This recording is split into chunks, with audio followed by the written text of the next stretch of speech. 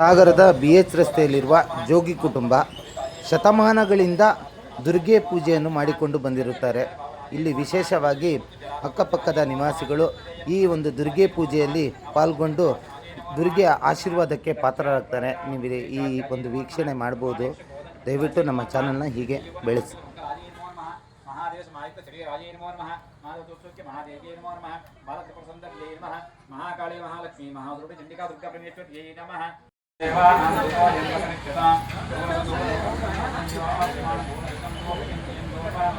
ನಮಸ್ತೆ. ಪ್ರತಿ ದುರ್ಗಾಷ್ಟಮಿ ದಿನ ದುರ್ಗಾ ಪೂಜೆ ನಡೆಯುತ್ತಿಲ್ಲಿ. ಹಾಗೆಯೇ ಪ್ರತಿ ಸರ್ತಿನೂ ಪೂಜೆ ನಡೆಯುತ್ತೆ. ಎಷ್ಟು ವರ್ಷದಿಂದ ನಡೀತಾ ಇದೆ?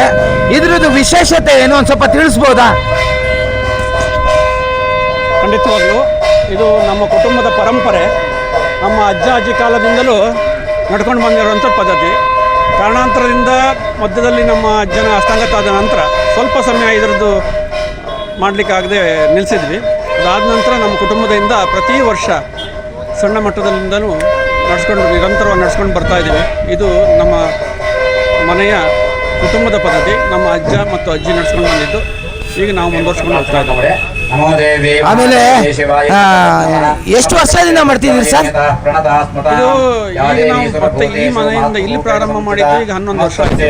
ಇದಕ್ಕಿಂತ ಮೊದಲು ನಮ್ಮ ಮನೆ ನಿರಂತರವಾಗಿ ನಡೀತಾ ಇರ್ತಿತ್ತು. ಈ ಬಿಲ್ಡಿಂಗ್ ಆದ ನಂತರ ಈಗ ಇಲ್ಲಿ 2ನೇ ವರ್ಷ ಇಲ್ಲಿಗೆ ಈ ಕಟ್ಟಡದಲ್ಲಿ. ಇದಕ್ಕಿಂತ ಮೊದಲು ಮನೆ ಒಳಗಡೆ ನಡೀತಾ ಇರ್ತಿತ್ತು. ನಿಮ್ದು ಯಾವ ಜನಾಂಗ? ನಾವು ಮತಪಂಥಿಗಳು. ಮತಪಂಥಿ ಅಂದರೆ ಸನ್ಯಾಸ ಪರಂಪರೆ, ಗುರು ಶಿಷ್ಯ ಪರಂಪರೆಯಿಂದ ಬರುವಂಥ ಒಂದು ಪಂಥ ಇದು. ಪರಂಪರೆಯವರಿಗೆ ಈ ಒಂದು ಶಕ್ತಿ ಆರಾಧನೆ ಅಂದರೆ ನವರಾತ್ರಿ ಉತ್ಸವವನ್ನು ಘಟಸ್ಥಾಪನೆ ಮೂಲಕ 9 ದಿನ ಅಂದರೆ ದೇವಿಯನ್ನು ಆರಾಧನೆ ಮಾಡಿ 10ನೇ ದಿನಕ್ಕೆ ಮಹಾತಾಯಿಯ ಒಂದು ವಿಜಯೋತ್ಸವವನ್ನು ವಿಜಯದಶಮಿಯಲ್ಲಿ ಆಚರಿಸುವಂಥದ್ದು. ಘಟಸ್ಥಾಪನೆಯಲ್ಲಿ ನಾವು ನವಧಾನ್ಯಗಳನ್ನು ಇಲ್ಲಿಲ್ಲ, ನಮ್ಮ ಮಠದಲ್ಲೆಲ್ಲ ನವಧಾನ್ಯಗಳನ್ನು ಹಾಕಿ ಅದರಲ್ಲಿ ಬೆದೆ ಬರ್ತದೆ ಅಂದರೆ ಮೊಳಕೆ ಬರುವ ರೀತಿಯಲ್ಲಿ ಇದು ಮಾಡಿ 10ನೇ ದಿನದವರೆಗೆ ಅದನ್ನು ಆರಾಧನೆ ಮಾಡಿ 10ನೇ ದಿನಕ್ಕೆ ಅದನ್ನು ವಿಸರ್ಜನೆ ಮಾಡುವಂಥ ಘಟ ವಿಸರ್ಜನೆ ಮಾಡುವಂಥ ಕಾರ್ಯಕ್ರಮ. ಅದು ಮನೆಯಲ್ಲೆಲ್ಲ ಸ್ವಲ್ಪ ಕಷ್ಟ ಆಗೋದ್ರಿಂದ ಅದನ್ನು ನಾವು ಸ್ವಲ್ಪ ಸಂಕ್ಷಿಪ್ತವಾಗಿ ಮನೆಯಲ್ಲಿ ಘಟಸ್ಥಾಪನೆ ಅಂದರೆ ತೆಂಗಿನಕಾಯಿ ಮೂಲಕ ದೇವಿಯನ್ನು ಸ್ಥಾಪನೆ ಮಾಡಿ ಈಗ ಬರ್ತಾ ಅದಕ್ಕೆ ಮೂರ್ತಿ ರೂಪವನ್ನು ಕೊಟ್ಟು ವಿಶೇಷವಾಗಿ ಅದನ್ನು ಆರಾಧನೆ ಮಾಡ್ಕೊಂಡು ಬರ್ತಾ ಇದ್ದೀವಿ. ಹೇಗೆ ಈ ದೇವಿ ನಿಮಗೆ ಅನುಗ್ರಹ ಕರುಣಿಸಿದ್ದಾರೆ ಮತ್ತು ಇನ್ನೊಬ್ಬರಿಗೂ ಹೇಗೆ? ಇದು ನಮಗೆ ಮಾತ್ರ ಅಲ್ಲ, ದೇವಿಯನ್ನು ಯಾರು ಆರಾಧಿಸ್ತಾರೋ ಅವರನ್ನು ಖಂಡಿತವಾಗಿ ಕೈ ಬಿಡಲ್ಲ. ಅಮ್ಮ ಅವಳು ನವದುರ್ಗೆ. ದುರ್ಗೆ ಅಂದರೆ ಶಕ್ತಿ ಸ್ವರೂಪಿಣಿ, ತ್ರಿಮೂರ್ತಿಯರ ಎಲ್ಲ ಶಕ್ತಿಯನ್ನು, ದೇವತೆಗಳ ಎಲ್ಲ ಶಕ್ತಿಯನ್ನು ಪಡೆದು ದುಷ್ಟ ನಿಗ್ರಹಕ್ಕೋಸ್ಕರನೇ ಸ್ಥಾಪನೆ ಆದಂಥ ಒಂದು ದೇವಿ ಇದು. ಲೋಕ ಕಲ್ಯಾಣಾರ್ಥಕವಾಗಿ ಎಲ್ಲ ದುಷ್ಟರನ್ನು ನಿಗ್ರಹಿಸಲಿಕ್ಕೋಸ್ಕರ ನವದುರ್ಗ ಒಂದು ಇದನ್ನು ಮಾಡುವಂಥದ್ದು. ನವದುರ್ಗಿಯರು 9 ದಿನಗಳ ಪರ್ಯಂತ ರಾಕ್ಷಸ ಸಂಹಾರಗಳನ್ನು ಮಾಡಿ 10ನೇ ದಿನಕ್ಕೆ ಆ ವಿಜಯದಶಮಿಯ ದಿನ ಆ ವಿಜಯೋತ್ಸವವನ್ನು ಆಚರಿಸುವಂಥದ್ದು.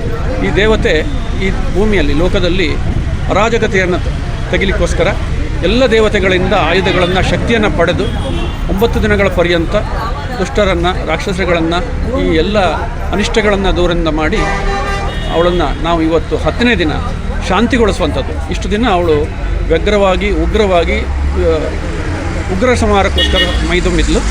ಇವತ್ತಿನ ದಿನ ಆಕೆಯನ್ನು ಶಾಂತಗೊಳಿಸುವಂಥ ಒಂದು ವಿಶೇಷ ದಿನ 10ನೇ ದಿನ. ಇದಕ್ಕೆ ವಿಜಯದಶಮಿ ಅಂತ ಹೇಳುವಂಥದ್ದು. ಈಗ ಕೊನೆಯ ದಿನದಲ್ಲಿ ಏನೇನು ಸ್ಪೆಷಲ್ ಇರುತ್ತೆ, ವಿಶೇಷತೆ? ಅಂದರೆ ಇಷ್ಟು ದಿನ ಆರಾಧನೆ ಮಾಡ್ಕೊಂಡು ಬಂದಿರುವಂಥದ್ದನ್ನೆಲ್ಲ ಇವತ್ತು ನಾವು ಸಮಾರೋಪದಲ್ಲಿ ಇದನ್ನು ಮುಕ್ತಾಯದ ದಿನ ಮಾತಾಯಿಗೆ ದಿನಕ್ಕೊಂದು ಅಲಂಕಾರದಲ್ಲಿ 9 ದಿನ 9 ರೀತಿಯ ಅಲಂಕಾರ ಮಾಡಿ ದೇವಿಯನ್ನು ಆರಾಧನೆ ಮಾಡ್ಕೊಂಡು ಬರ್ತೀವಿ.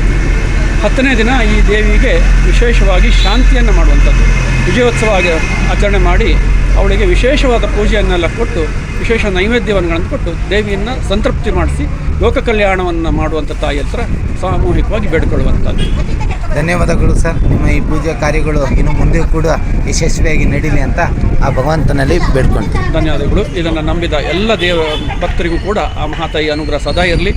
ಎಲ್ಲರೂ ಕೂಡ ಈ ಒಂದು ಲೋಕ ಕಲ್ಯಾಣದ ಕಾರ್ಯಕ್ರಮದಲ್ಲಿ ಭಾಗವಹಿಸಿ ಈ ಮೂಲಕ ಸನಾತನ ಧರ್ಮದ ಈ ಒಂದು ಪರಂಪರೆ ಮುಂದುವರಿಯುವಂತೆ ಎಲ್ಲರಿಗೂ ಪ್ರೇರಣೆ ಆಗಲಿ ಅಂತ ಬೇಡ್ಕೊಳ್ತೀನಿ. ಧನ್ಯವಾದ.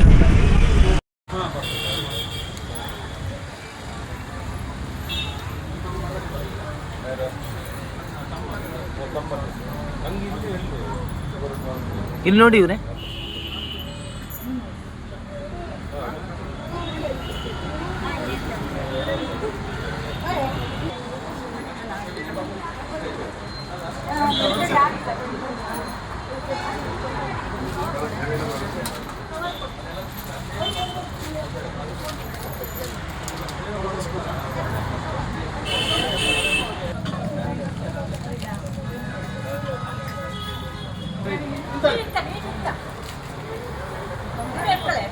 ನಮಸ್ತೆ. ನಮಸ್ತೆ. ಈ ದುರ್ಗಾಷ್ಟಮಿ ದಿನ ವಿಶೇಷವಾದ ಪೂಜೆ ನಡೆಯುತ್ತೆ. ನಾನು ನಿಮ್ಮ ಕೇರಿ ಮನೆ ಹುಡುಗನೇ, ನನಗೂ ಇದ್ರದ್ದು ಮಾಹಿತಿ ಇಲ್ಲ. ನೀವು ಸುಮಾರು ವರ್ಷದಿಂದ ಮಾಡ್ಕೊಂಬಂದಿದ್ದೀರಿ. ಎಷ್ಟು ವರ್ಷದಿಂದ ಮಾಡ್ಕೊಂಬಂದಿದ್ದೀರಮ್ಮ ಈ ಪೂಜೆ? ಒಂದು 12 ವರ್ಷ ಆಯ್ತೇನು. ಹಾಂ, ಯಾಕೋಸ್ಕರ ಮಾಡಿದ್ದು? ಏನು ನಮ್ಮ ಮನೆ ದೇವರೇ ದುರ್ಗಾ ಪರಮೇಶ್ವರಿ, ಹ್ಮ್. ಅಲ್ಲಿ ಮಾಡ್ತಾ ಇದ್ರು. ಹ್ಮ್. ಇವ್ರಿಗೆ ಮಾಡ್ಬೇಕು ಅನ್ನಿಸ್ತು, ಮಾಡುತ್ತಾ ಇದ್ದಾರೆ. ಈಗ ನೀವು ಜೋಗಿ ಕುಟುಂಬದವರು, ಹಾ, ಜೋಗಿ ಕುಟುಂಬ ಅಲ್ವಾ ನಿಮ್ಮದು? ಹಾಗಾಗಿ ನೀವು ವಿಶೇಷವಾದಂಥ ಈ ಪ್ರಾರ್ಥನೆಗಳು ಮಾಡ್ತೀರಾ. ಬಂದಂಥವರಿಗೆ ವಿಶೇಷದ ದೇವ್ರು ಬಾಗಿನ ಕೊಡ್ತೀರಾ. ಹ್ಮ್. ನಿಮ್ಗೇನೋ ಒಳ್ಳೇದಾಗಿರುತ್ತೆ ಅಂತ ನನ್ನ ಭಾವನೆ ಅಲ್ವಾ? ಹೌದು, ಅವಳ ಇಚ್ಛೆ, ಹಾಂ, ತಾಯಿ ಇಚ್ಛೆ. ತಾಯಿ ಇಚ್ಛೆ. ಆ ತಾಯಿ ಇಚ್ಛೆಯಿಂದ ಇಷ್ಟು ವರ್ಷದಿಂದ ಅದನ್ನು ನಡ್ಸ್ಕೊಂಡ್ ಬರ್ತಾ ಹಾ, ಇದ್ದೀರಾ. ಹೌದು.